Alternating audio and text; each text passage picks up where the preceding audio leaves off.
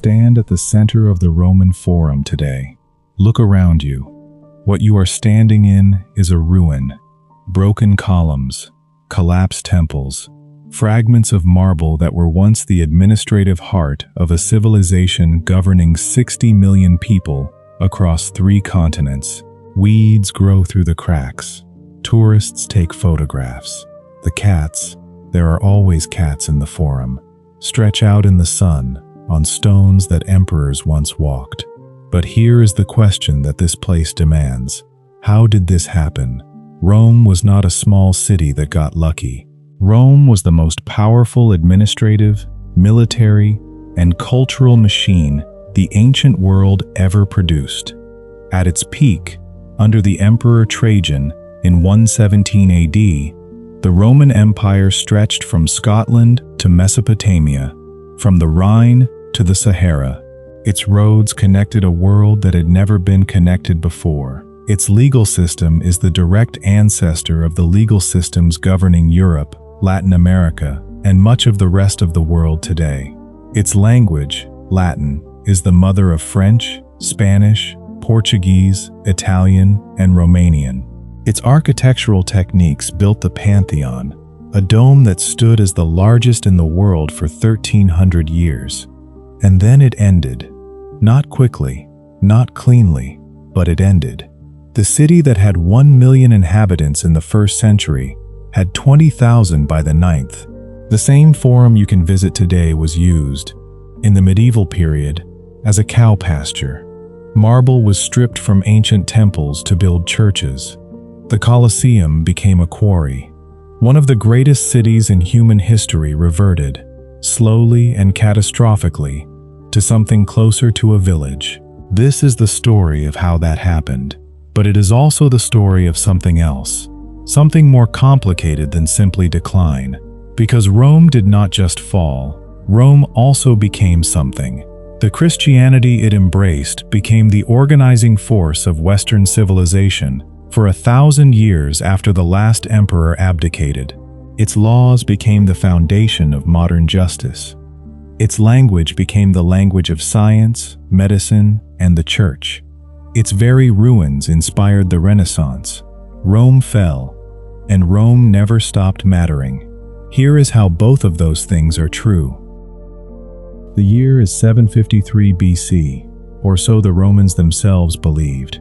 Legend says Rome was founded by twin brothers, Romulus and Remus, raised by a she-wolf on the banks of the Tiber River in central Italy.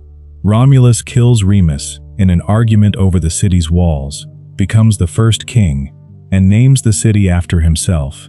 This story is almost certainly myth, but myths tell us what a people believed about themselves. And what the Romans believed about themselves, from the very beginning, was that they were built on violence, on ambition, and on the will to survive. What is historically true is this. By the 6th century BC, Rome was a small city-state on the Tiber, one of dozens of competing Latin settlements in central Italy. It was not obviously destined for greatness. It had no particular geographic advantage. It sat on 7 hills above a marshy, malarial floodplain. What it had was a specific political invention that would change the world: the Republic. In 509 BC, according to Roman tradition, the Romans expelled their last king, a tyrant named Tarquinius Superbus, and established a system of government built on 2 elected consuls serving 1-year terms, a senate of aristocrats providing continuity and advice, and a set of written laws, the 12 Tables, guaranteeing basic rights to citizens. It was not democracy in the Greek sense. Power was still largely held by the patrician elite, but it was something new, the idea that no single man should hold permanent power, and that the law applied to everyone. This republic expanded, slowly at first, then with astonishing speed. By 270 BC, Rome controlled the entire Italian peninsula. Then came the Punic Wars against Carthage, 3 brutal conflicts fought over a century that turned Rome from a regional power into a Mediterranean superpower. Hannibal crossed the Alps with war elephants, and came within miles of Rome. Rome absorbed the defeat at Cannae, 15,000 dead in a single afternoon, and kept fighting.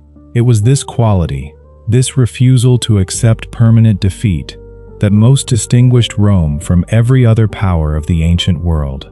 By 133 BC, the Republic controlled Spain, North Africa, Greece, and the western coast of Anatolia. It had become an empire in everything but name. And then the Republic began to destroy itself. The same military machine that conquered the Mediterranean created a class of immensely wealthy generals whose armies were loyal to them personally rather than to the Senate. Marius, Sulla, Pompey, Julius Caesar, each one commanded private legions. Each one crossed the invisible line between military commander and political threat. Caesar's crossing of the Rubicon River in 49 BC with his army, illegal, unprecedented, a declaration of civil war, is still the phrase we use in English when someone passes the point of no return. Caesar won. Then Caesar was assassinated on the Ides of March, 44 BC, by senators who believed they were saving the Republic. They were not. They were ending it. The civil wars that followed, Antony and Cleopatra against Augustus, lasted another 13 years and produced the empire's first emperor. The Republic was over. Rome was just beginning. Augustus Caesar did something remarkable. He took absolute power while pretending he hadn't. He called himself not king, not emperor, but princeps, first citizen. He kept the Senate. He kept the elections. He kept all the forms and titles of the Republic. And then, behind those forms, he quietly accumulated every real lever of power: military command, treasury control, veto over legislation, appointment of provincial governors, until there was nothing the Republic's institutions could do without his approval. It worked. After a century of civil war, Rome accepted the arrangement gratefully. What followed, under Augustus and the emperors who succeeded him, was a period of such extraordinary prosperity and stability that the historian Edward Gibbon called it, in the 18th century, the period in which the human race was most happy and prosperous. The numbers justify that assessment.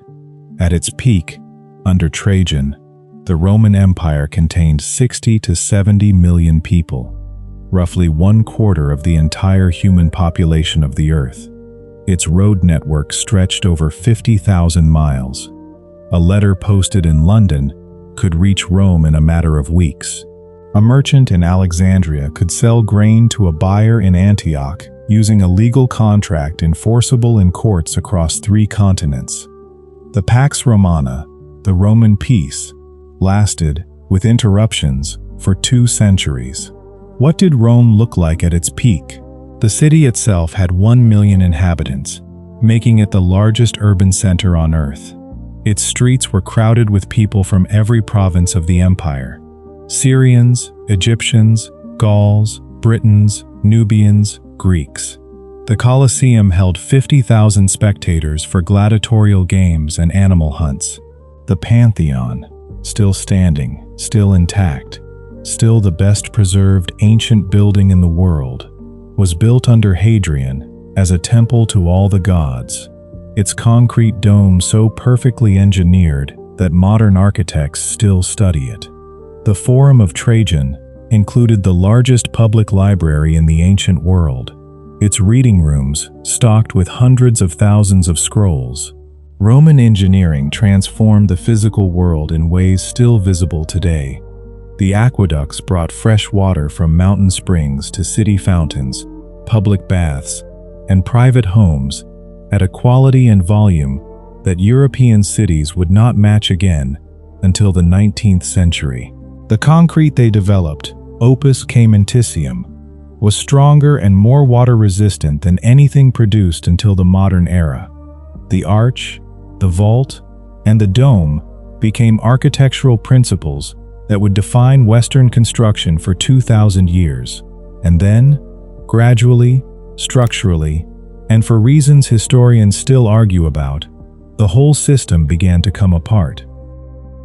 The year 180 AD marks, by the consensus of most historians, the beginning of the end.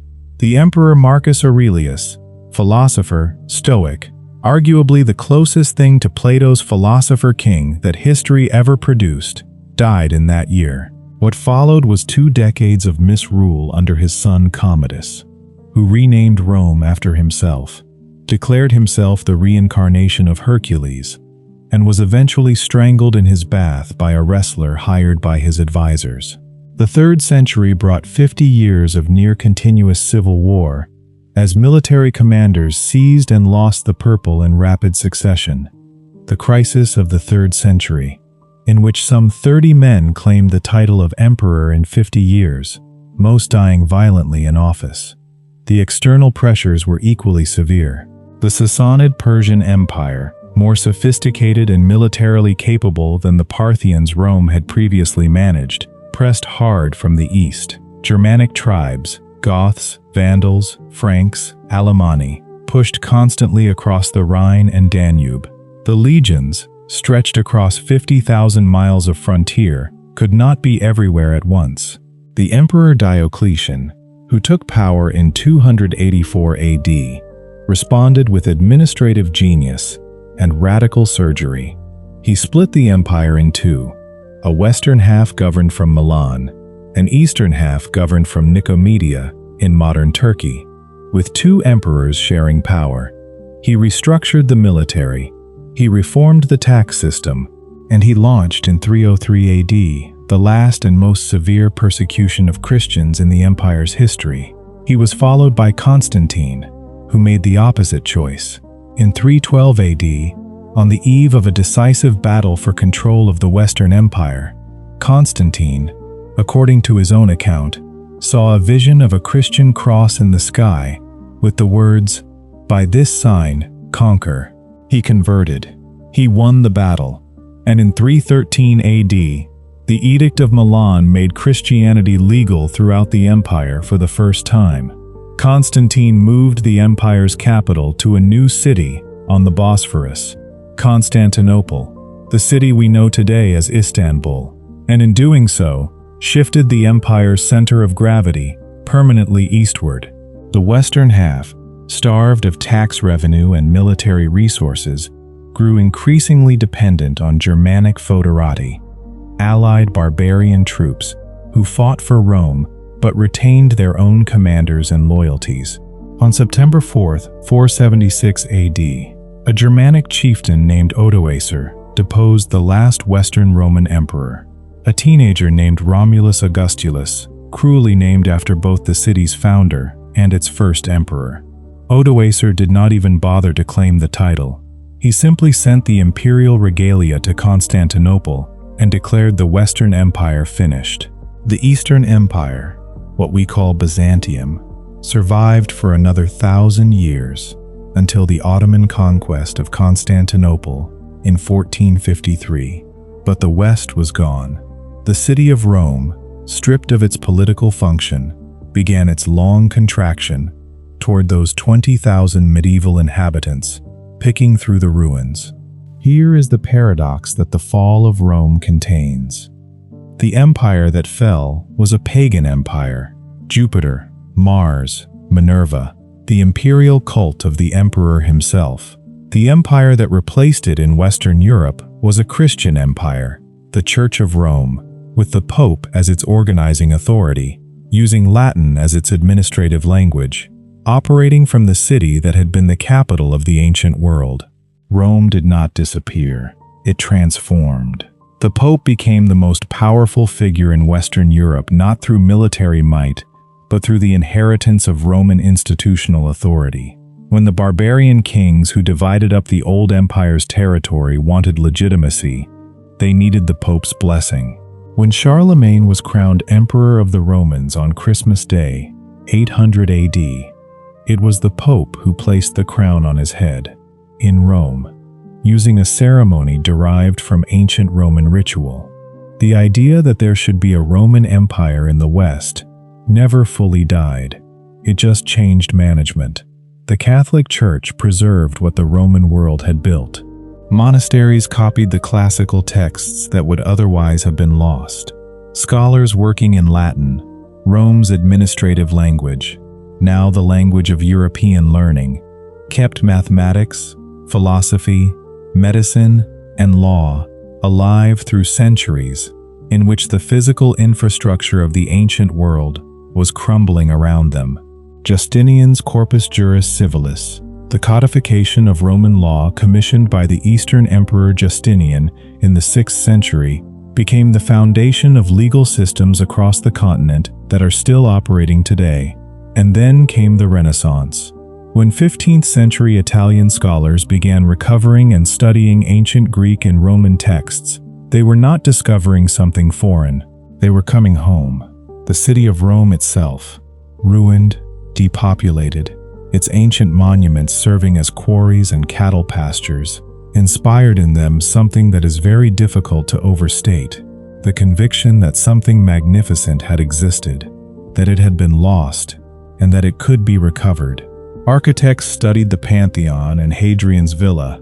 Sculptors studied the classical statues being excavated from the Roman earth. Michelangelo, Leonardo, Raphael, the greatest concentration of artistic talent in Western history, worked in a city whose physical landscape was a constant lesson in what human beings had once been capable of. The Renaissance is Rome's second act, not the restoration of the empire, but the rediscovery, through ruins, of the conviction that civilization could be deliberately built. So, what happened to Rome? Here is the answer. Rome survives in the roads still followed by European highways. It survives in the legal codes governing 1 billion people across Europe and Latin America. It survives in the Romance languages spoken by 700 million people worldwide. It survives in the Catholic Church, the longest-running institution in the Western world, still governed from the same city, still conducting much of its ceremonial life in the language of Augustus and Cicero. It survives in the arches and domes and concrete engineering principles that shaped every major building tradition, from the Byzantine Basilica to the United States Capitol. The through line of Rome's 3,000-year story, from the she-wolf on the Tiber to the tourist photographs in the Forum, is not military power. Every military power eventually loses. It is not wealth. Every economic system eventually collapses. It is not even the genius of any individual emperor, or general, or architect, though Rome produced more of those per century than almost any civilization in history. The through line is institutional persistence. The Roman genius was for taking good ideas, Greek philosophy, Etruscan engineering, Carthaginian naval strategy, Eastern religious thought, and building around them structures that outlasted the people who created them, laws that survived the death of the lawgiver, roads that survived the collapse of the government that built them, a language that survived the disappearance of the culture that spoke it, a church that survived the fall of the empire that reluctantly legalized it. Rome is not a cautionary tale about the inevitability of decline. Every great thing declines. What makes Rome singular is what it left behind, the infrastructure of Western civilization itself. You cannot understand Europe without Rome. You cannot understand Latin America without Rome. You cannot understand the English legal tradition, or the French administrative state, or the Spanish language, or the Italian Renaissance, or the Vatican, or the idea of a university without Rome. The Colosseum is still there. The Pantheon is still there. The Forum is still there, weeds and cats and all. The Pope still lives in Rome. Latin is still taught in schools. Roman law is still cited in courts. The empire ended. Rome never did. That is the entire history of Rome. Thank you for watching this far. If this video gave you something, a fact you will carry, a moment that landed, a civilization you now see differently, please subscribe. We make one of these every week. Every city, every civilization, every story that deserves to be told the way it actually happened. Tell us in the comments, what city or civilization do you want us to cover next? We read every single one. We'll see you in the next adventure.